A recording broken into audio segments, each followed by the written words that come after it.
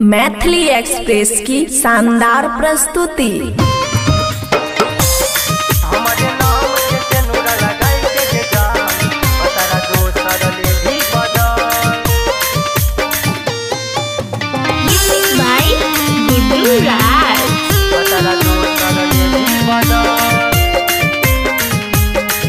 खुशी recording studio बलुआहा।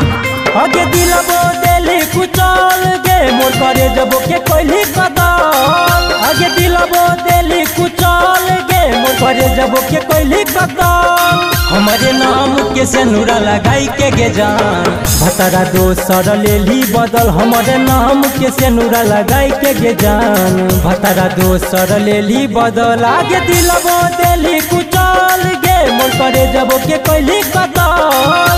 दिलबो देली कुचल गे मोर करे जबो के कोइली कदम। हमारे नाम के सेनुरा लगाई के गे जान दोसर लेली बदल। हमारे नाम के सेनुरा लगाई के गे जान भतरा दोसर लेली बदल।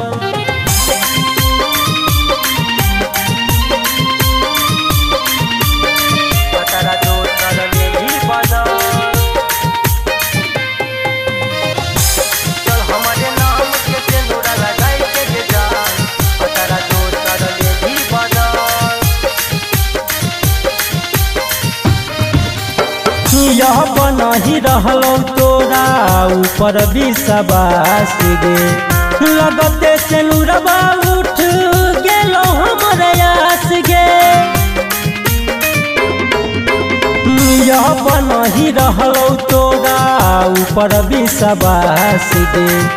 लगते सेनुरबा उठ गेलो हमर आस गे।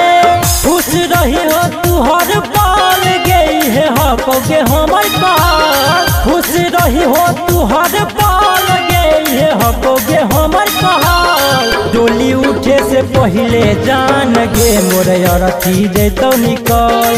डोली उठे से पहले जान गे मोर अरथी जैतो निकल।